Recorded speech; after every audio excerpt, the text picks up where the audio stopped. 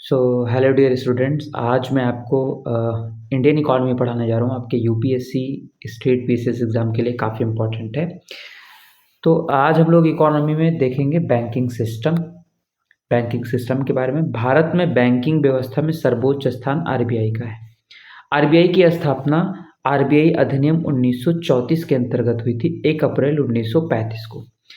1 जनवरी 1949 को इसका नेशनलाइजेशन हुआ था, यानी इसका राष्ट्रीयकरण हुआ था। भारत सरकार के अधीन इसको लाया गया। आरबीआई के जो प्रथम गवर्नर थे वो थे सर ऑसबॉर्न स्मिथ, और आरबीआई के प्रथम भारतीय गवर्नर अगर पूछा जाता है तो सीडी देशमुख थे। आरबीआई की प्रमुख जिम्मेदारियों को 2 हिस्सों में वर्गीकृत किया जा सकता है। पहला है पारंपरिक जिम्मेदारियां एवं अस्थायी जिम्मेदारियां। जो अस्थायी जिम्मेदारियां हैं ये समय समय पर उत्पन्न होती हैं एवं इनके पूरे हो जाने पर आरबीआई इन जिम्मेदारियों से मुक्त हो जाती है। फॉर एग्जाम्पल वित्तीय समावेशन, ठीक है। इससे क्या होता है, वित्तीय समावेशन क्या है? अब अगर वित्तीय समावेशन की बात करें तो इससे भिन्न भिन्न आरबीआई की पारंपरिक जिम्मेदारियां निरंतर चलती रहती। ये जिम्मेदारियां कौन कौन सी हैं इनको हम लोग देखेंगे। पहला है कि आरबीआई भारत सरकार एवं राज्य सरकारों के लिए बैंक का कार्य करती है। अर्थात भारत सरकार एवं राज्य सरकारें अपनी अधिशेष जो राशि है वो आरबीआई के पास जमा कर सकती है एवं आवश्यकता पड़ने पर आरबीआई इनके लिए ऋण की प्राप्ति भी करती है। थोड़ा सा इसको मैं बढ़ा लेता हूँ, ठीक है, ओके, ऑलराइट, ठीक है। वर्तमान में सिक्किम को छोड़कर सभी राज्यों में ये सुविधा प्रदान करी गई है। केंद्र शासित प्रदेशों में ये सुविधा मात्र पौंडीचेरी या पुडुचेरी को है। अब दूसरा काम क्या है जो आरबीआई करती है? दूसरा काम अगर हम देखें तो आरबीआई बैंकों के बैंक का कार्य करती है। अर्थात बैंक जो अपनी अधिशेष जो राशि है वो आरबीआई के पास जमा रख सकते हैं एवं आवश्यकता पड़ने पर आरबीआई से ऋण प्राप्त कर सकते हैं। तीसरा काम क्या है? आरबीआई अनुसूचित बैंकों की स्थापना के लिए लाइसेंस प्रदान करती है, ठीक है। जो अनुसूचित बैंक है उनकी स्थापना के लिए उनको लाइसेंस वगैरह देती है एवं भारत में बैंकिंग व्यवस्था का संचालन भी करती है। विदेशी बैंकों को स्थापना के उपरांत भी नई शाखाएं स्थापित करने के लिए आरबीआई से अनुमति की आवश्यकता पड़ती है।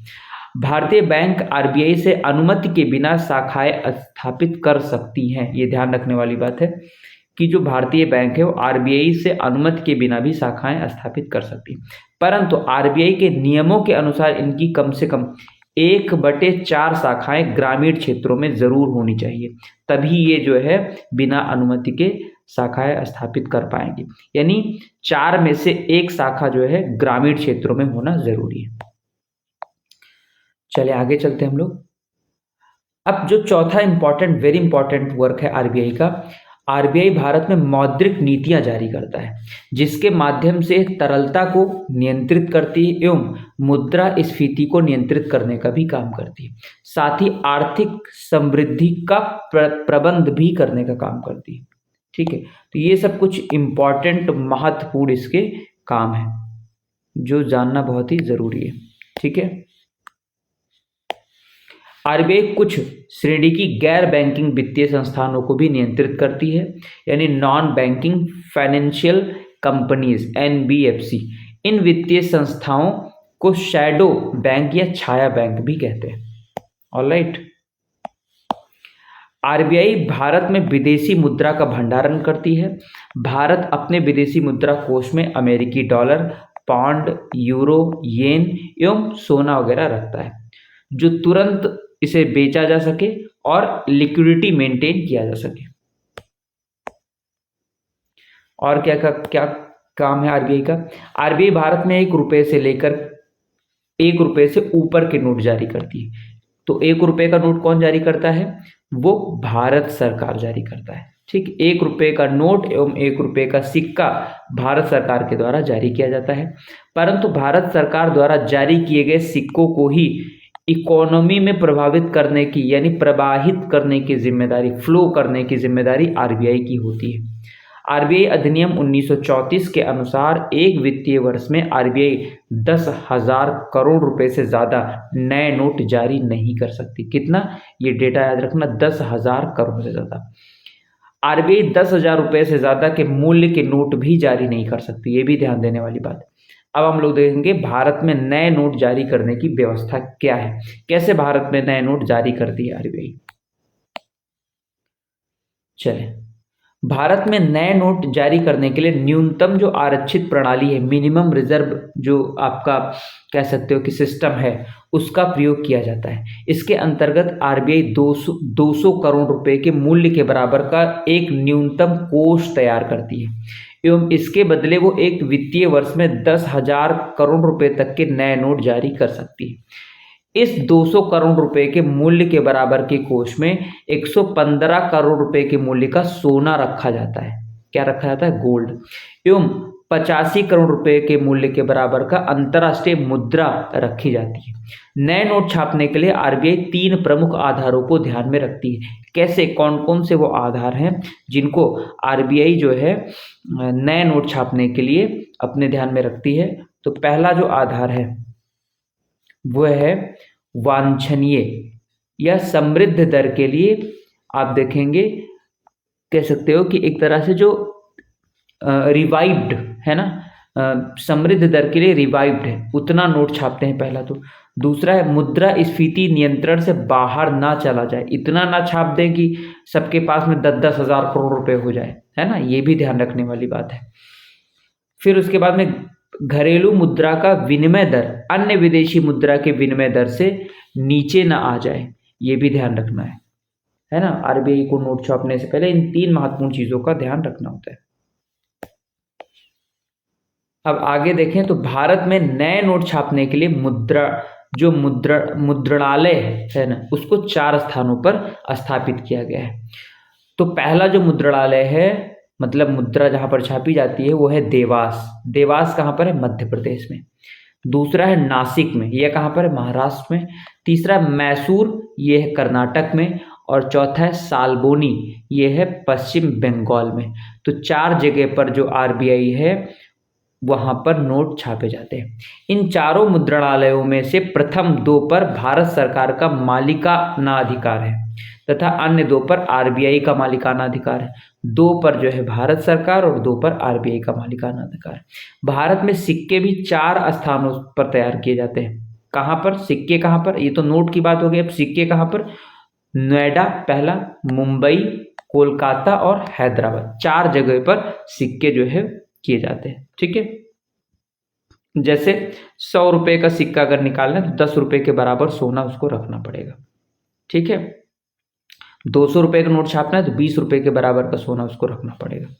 नए नोट छापने की एक अन्य व्यवस्था भी है, परंतु इसका उपयोग भारत में नहीं होता है। ये व्यवस्था अनुपाती आरक्षी व्यवस्था, प्रोपोर्शनल रिजर्व सिस्टम के रूप में जानी जाती है। इसके अंतर्गत जिस अनुपात में नए नोट का मूल्य बढ़ता है, उसी अनुपात में रखे गए कोष को बढ़ाना पड़ता है। ठीक है, इतना क्लियर हुआ?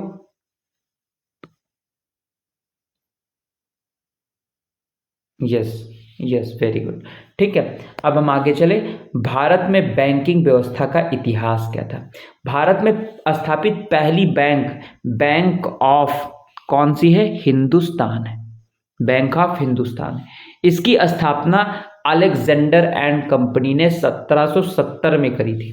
कुछ समय बाद ये बैंक बंद हो गई। फिर ईस्ट इंडिया जो कंपनी थी उसने एक के बाद एक 3 अन्य बैंकों की स्थापना की। पहली 1806 में बैंक ऑफ बंगाल, दूसरा 1840 में बैंक ऑफ बॉम्बे और तीसरा 1843 में बैंक ऑफ मद्रास। 1865 में इलाहाबाद बैंक की स्थापना की गई, जो उसी नाम के साथ कार्यरत भारत की प्राचीनतम बैंक है। इस बैंक का मुख्यालय कोलकाता में है। 1881 में अवध या औध, क्योंकि वो लोग प्रोनाउंसिएशन जो ब्रिटिशर्स करते थे वो अवध नहीं कह पाते थे, वो औध ऐसे बोलते हैं ना, थोड़ा सा स्टाइल से। ठीक है, तो अवध या औध कॉमर्शियल बैंक की स्थापना की गई, जो कि भारत की ऐसी पहली बैंक थी जिसके शेयरधारक बनाए गए, जिसके शेयर होल्डर्स बनाए गए। 1894 में पीएनबी की स्थापना की गई। ये भारत की प्रथम पूर्णतः भारतीय बैंक बनी रही।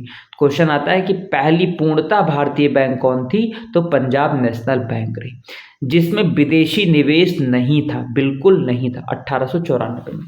1921 में bank of Bengal, bank of Bombay और बैंक ऑफ मद्रास का विलय कर दिया गया तथा इस विलय से इंपीरियल बैंक ऑफ इंडिया बना। कौन सा bank? Imperial bank of India की स्थापना हुई। ठीक है। आजादी के उपरांत वर्ष 1955 में इंपीरियल बैंक ऑफ इंडिया को भारत सरकार ने अपने अधीन ले लिया एवं इसका नाम चेंज करके स्टेट बैंक ऑफ इंडिया, जो आज सरकारी नौकरी वाले होते हैं उनका जो खाता स्टेट बैंक में हो तो वही स्टेट बैंक, एसबीआई है ना, जिनकी सैलरी आती है, ठीक है, लोगों की। तत्पश्चात कुछ अन्य बड़े बैंकों को एसबीआई के सहायक बैंकों के रूप में परिवर्तित कर दिया गया। ये सहायक बैंक कौन कौन से हैं? जैसे state bank of Hyderabad, state bank of Patiala, state bank of Mysore, state bank of Travancore, state bank of Bikaner जो कि जयपुर में है, बीकानेर एंड जयपुर, ठीक है, स्टेट बैंक ऑफ सौराष्ट्र और स्टेट बैंक ऑफ इंदौर, ठीक है, इनका जो है विलय उसमें कर दिया गया। अब जो विलय है ये एम नरसिंहन कमेटी के सुझाव पर लाया गया था, ठीक है, और ये कहा गया कि इसका मर्जर किया जाएगा क्योंकि एसबीआई को विश्वव्यापी बैंक के रूप में स्थापित करने का उनका प्लान था। इसका आकार बढ़ाया जा सके, इसके खर्चों को कम किया जा सके, है ना, इसलिए इसका जो है विलय किया गया था। ठीक है। इन सहायक बैंकों में जो कह सकते हो कि इन सहायक बैंकों में से एसबी ऑफ, है ना, सौराष्ट्र, स्टेट बैंक ऑफ जो सौराष्ट्र था उसका विलय 2008 में एसबीआई के साथ कर दिया गया एवं स्टेट बैंक ऑफ इंदौर का विलय 2010 में किया गया। बचे हुए 5 सहायक बैंकों को भी एसबीआई में विलय किया जा रहा है और इसको भी जो है कैबिनेट ने मंजूरी दे दी है। अब थोड़ा सा देखेंगे बैंकों के राष्ट्रीयकरण का इतिहास, नेशनलाइजेशन के बारे में। आज़ादी के दौरान भारत में कार्यरत सभी बैंक निजी क्षेत्र के थे। बैंकिंग क्षेत्र में धोखाधड़ी चरम पर थी। बैंकों का विस्तार मात्र शहरी क्षेत्रों में ही हो रहा था एवं समाज का उच्च वर्ग ही बैंकिंग व्यवस्था से जुड़ा था।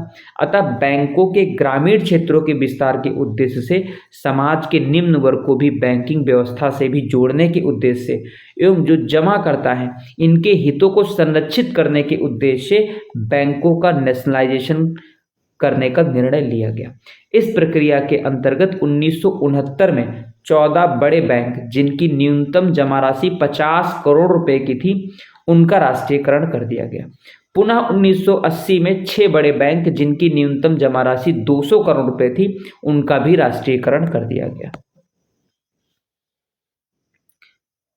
इन 20 बैंकों में से 1993 में the new bank of India दिवालिया हो गई। क्लियर?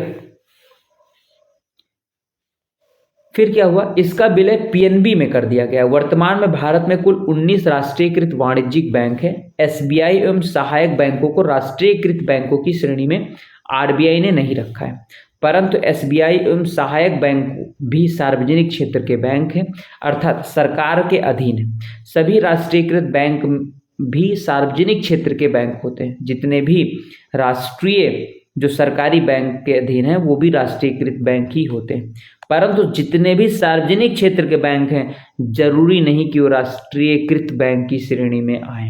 ठीक है, ये बात ध्यान रखने वाली। पर ठीक है, अन्य 2 सार्वजनिक क्षेत्र के बैंक जो कि राष्ट्रीयकृत बैंक नहीं है, जैसे आईडीबीआई, ठीक है, आईडीबीआई बैंक है एवं भारतीय महिला बैंक, ठीक है, भारतीय महिला बैंक का विलय एसबीआई में किया जा रहा है। अतः सभी राष्ट्रीयकृत बैंक एसबीआई एवं सहायक बैंक आईडीबीआई बैंक एवं भारतीय महिला बैंक को मिलाकर भारत में कुल 27 सार्वजनिक क्षेत्र के बैंक कार्यरत है। भारत में बैंकों का वर्गीकरण देखेंगे तो भारत में बैंकों के 2 प्रमुख श्रेणियों में वर्गीकृत किया जा सकता है। पहला है अनुसूचित बैंक जिसको कहते हैं शेड्यूल बैंक, ठीक है, ऑलराइट। और दूसरा है आपका गैर अनुसूचित बैंक, जिसको कहते हैं नॉन शेड्यूल बैंक। ठीक है, नॉन शेड्यूल बैंक आरबीआई की अनुमति के बिना भी स्थापित हो जाती है एवं इसका संचालन भी आरबीआई नहीं करती। इससे विभिन्न बहुत सारे ऐसे अनुसूचित बैंक हैं जिनको आरबीआई की अनुमति से स्थापित करना होता है एवं इसका संचालन भी आरबीआई ही करती है। अनुसूचित बैंक वो बैंक है जो आरबीआई अधिनियम 1934 के द्वितीय अनुसूची में सूचीबद्ध है। इन बैंकों को निम्नलिखित दिशा निर्देशों का अनुपालन करना होता है। अनुसूचित, कहीं कहीं पर आप देखते हैं कि अनुसूचित बैंक क्या है होता है। आइए जरा इसको जानते हैं कि कैसे कौन कौन सी ऐसे जो है रूल्स है जिनको अनुसूचित बैंक फॉलो करते हैं। पहला कि इनका किसी भी क्रिया से ग्राहकों को क्षति नहीं पहुंचनी चाहिए, मतलब कोई भी एक्टिविटी ऐसी नहीं होनी चाहिए कि जिससे ग्राहकों को क्षति पहुंचे। दूसरा, इनकी न्यूनतम प्रदत्त पूंजी पेड अप जो कैपिटल है वो 5 लाख रुपए की होनी चाहिए। इसे बढ़ाकर आरबीआई ने 500 करोड़ कर दिया है। प्रदत्त पूंजी क्या होती है इसके बारे में भी जानना जरूरी।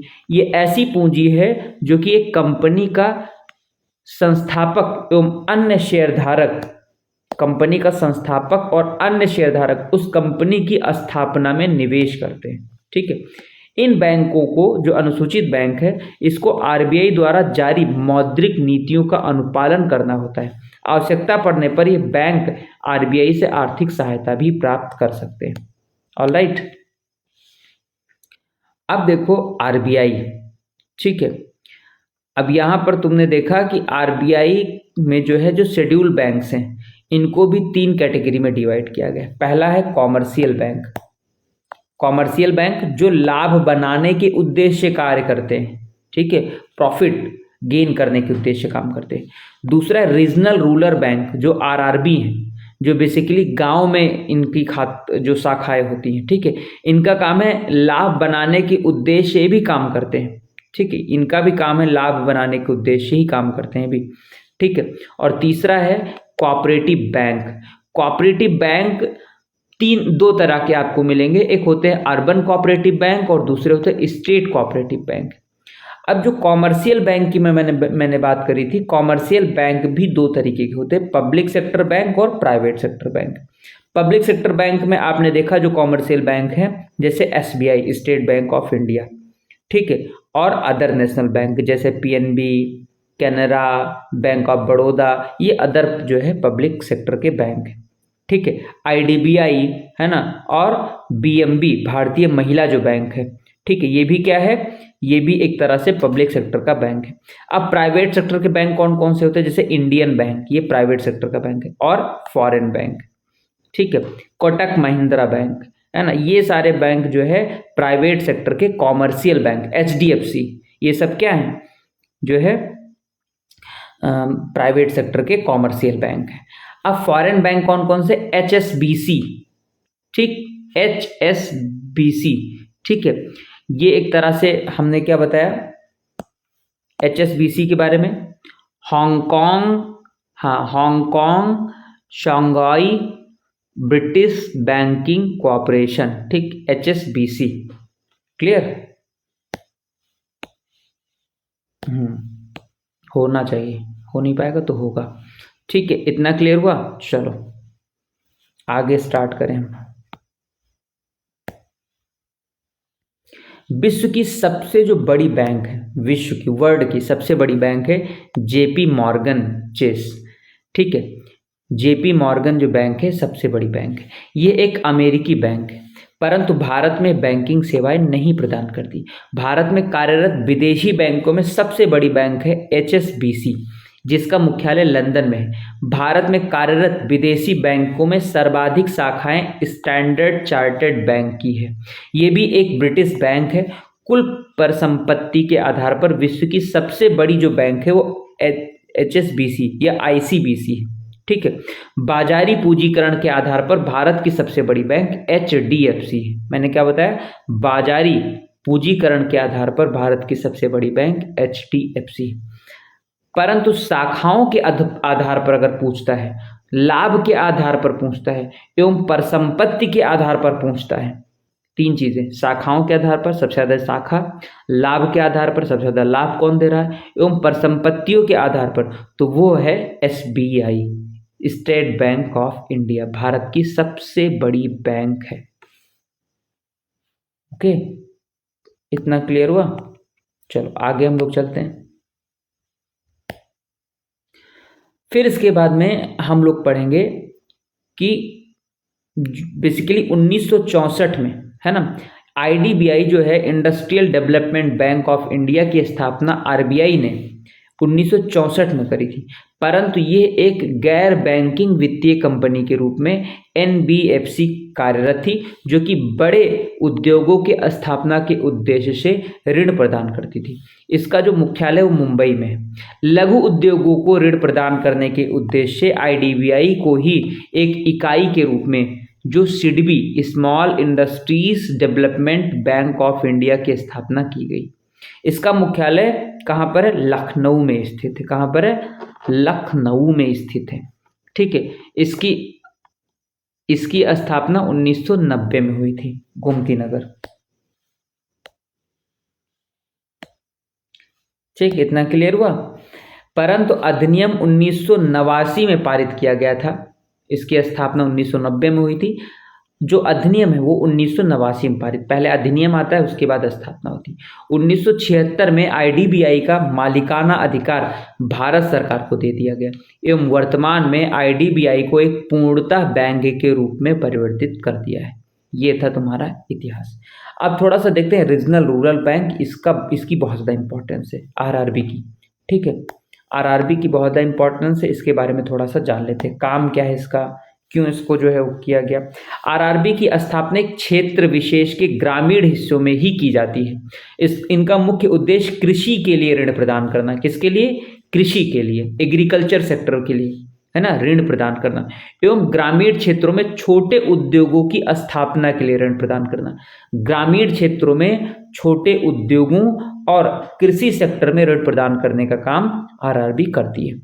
इसके संस्थापक सार्वजनिक क्षेत्र के बैंक ही होते हैं। इनकी स्थापना में पूंजी निवेश केंद्र सरकार, सार्वजनिक क्षेत्र के बैंक एवं राज्य सरकार तीनों मिलकर करते हैं। केंद्र सरकार का योगदान 50% होता है, सार्वजनिक क्षेत्र के बैंकों का योगदान 35% एवं राज्य सरकार का योगदान 15% होता है। भारत में 20 अक्टूबर 1975 को 4 राज्यों के 5 क्षेत्रों में सर्वप्रथम क्षेत्रीय ग्रामीण बैंकों की स्थापना की गई थी, परंतु आरआरबी अधिनियम 1976 में पारित हुआ। ये 5 क्षेत्र एवं 4 क्षेत्र कौन कौन से हैं। पहला तो है यूपी के मुरादाबाद और गोरखपुर में इसकी स्थापना हुई। दूसरा हैदराबाद के भिवानी में हुई। तीसरा राजस्थान के जयपुर में और पांचवा वेस्ट बंगाल के मालदा में। ठीक है, 5 जगह पर, है ना, 5 क्षेत्र में और 4 राज्यों में हुई थी। ठीक, इतना क्लियर, वेरी नाइस, बहुत अच्छा। धीरे धीरे इसकी संख्या 196 हो गई एवं शाखाएं हजारों की संख्या में हो गई, परंतु अधिकांश क्षेत्रीय ग्रामीण बैंक घाटे में चल रही थी, जिसके कारण सार्वजनिक क्षेत्रों के बैंकों का लाभ प्रभावित हो रहा था। अतः सरकार ने इनके शुद्धिकरण का निर्णय लिया एवं इनका विलय प्रारंभ करना शुरू किया। वर्तमान में इनकी संख्या मात्र 56 रह गई है एवं भारत में नए आरआरबी स्थापित अब नहीं किए जाते हैं। गोवा और सिक्किम को छोड़कर भारत में सभी राज्यों में आरआरबी कार्यरत है। गोवा और सिक्किम को छोड़कर। आई होप आपको बहुत मजा आ रहा होगा, है ना। चले आगे चलते हैं, हम लोग थोड़ा सा देखेंगे कोऑपरेटिव बैंक के बारे में। कोऑपरेटिव बैंक सरकारी बैंकों की स्थापना आपसी सहयोग के आधार पर की जाती है। ये बैंक बिना लाभ बिना घाटे के कार्य करने का प्रयास करते हैं।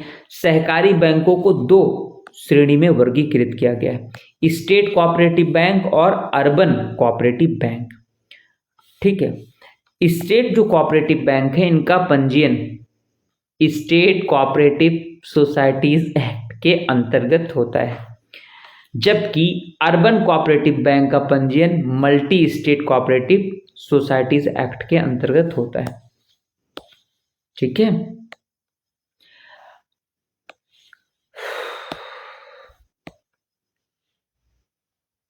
अब हम लोग देखेंगे नरसिम्हन कमेटी क्या है। ठीक है, बहुत इंपॉर्टेंट है, कई बार क्वेश्चन एग्जाम में आता है। बैंकिंग क्षेत्र में सुधार के उद्देश्य नरसिम्हन समिति के कुछ सुझाव। राष्ट्रीयकरण की प्रक्रिया के उपरांत भारत में सभी बैंक सार्वजनिक क्षेत्र के हो गए, परंतु सार्वजनिक क्षेत्र के बैंकों की वित्तीय स्थिति निरंतर कमजोर होती गई।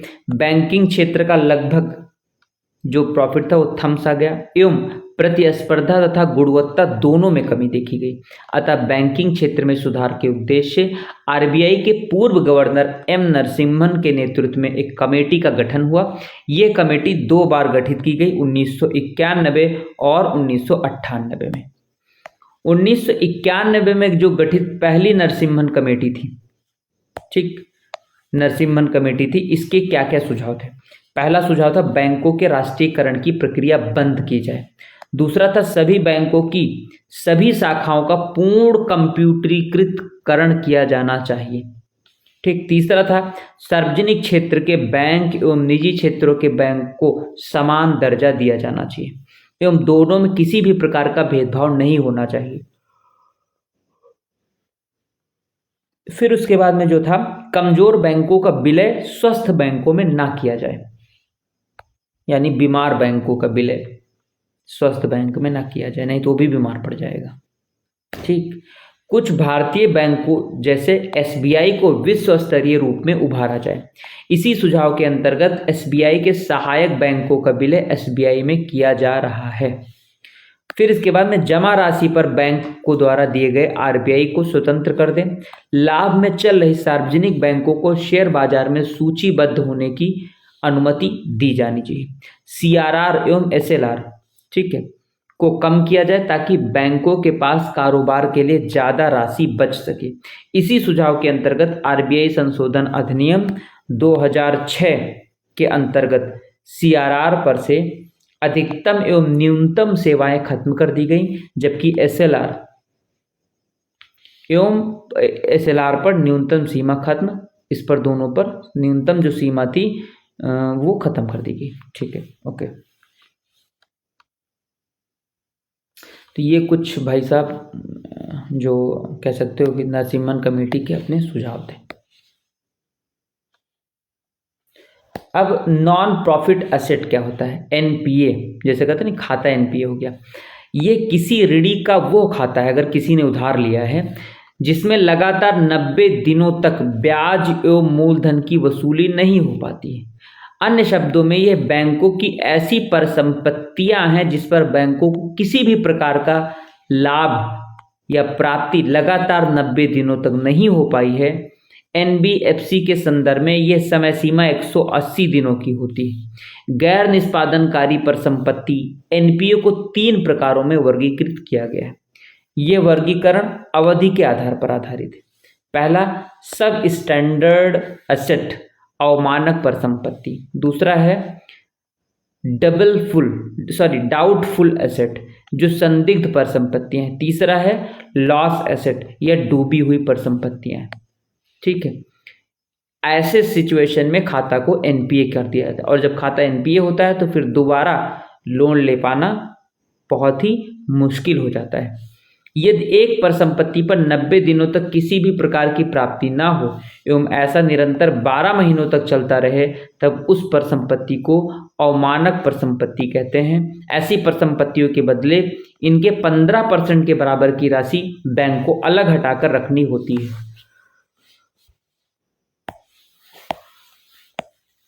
ठीक है, ये हो गया एनपीए।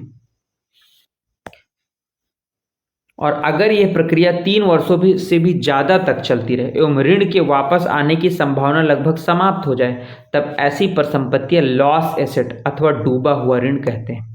ऐसी स्थिति में बैंक को डूबे हुए ऋण को 100% के बराबर की राशि अलग हटाकर रखनी होती है। अलग हटाकर रखी गई इन राशियों को प्रोवाइजिंग या पूर्व पाय कहते हैं। ठीक है, बैंकों के गैर निष्पादनकारी परिसंपत्ति को बैंक का नेट एनपीए, शुद्ध एनपीए कहते हैं। जब इस शुद्ध एनपीए के साथ पूर्वोपाय के रूप में हटाकर रखी गई राशि को जोड़ देते हैं, तब ये बैंक का ग्रॉस एनपीए या सकल एनपीए कहलाता है। आर्थिक मंदी के कारण औद्योगिक क्षेत्र में एनपीए के बढ़ने के कारण भारतीय बैंकों का औसत जो ग्रॉस था एनपीए था वो 12% से ज़्यादा हो गया, जो कि एक चिंता का विषय था। जब किसी अर्थव्यवस्था में एनपीए निरंतर बढ़ता जाए तब बैंकिंग व्यवस्था कमजोर होती है, जिससे ऋण का प्रवाह कमजोर हो जाता है। ऐसी स्थिति में उपभोग एवं निवेश दोनों ही बहुत प्रभावित होते हैं एवं आर्थिक समृद्धि की दर में कमी उत्पन्न होती है। भारतीय बैंकों का एनपीए रूस को छोड़कर सभी विकासशील अर्थव्यवस्थाओं में सबसे ज्यादा है। इतना क्लियर हुआ? एनपीए के बारे में समझ आई बात?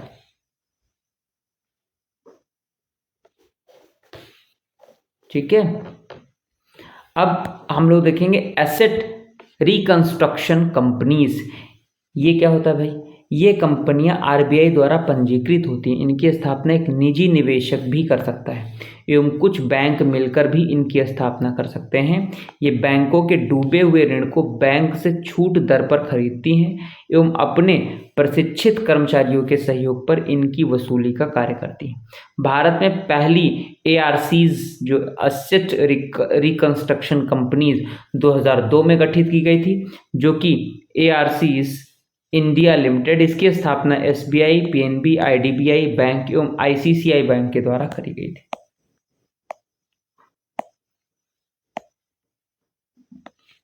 है नोट्स भाई बहुत बड़ा, लेकिन जो इंपॉर्टेंट है वही तुमको मैं कराता हूँ।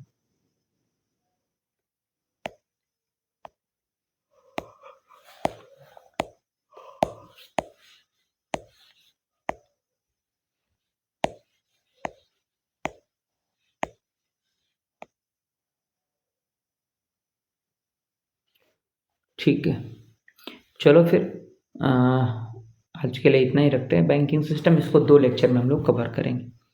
Okay, bye bye, have a good day.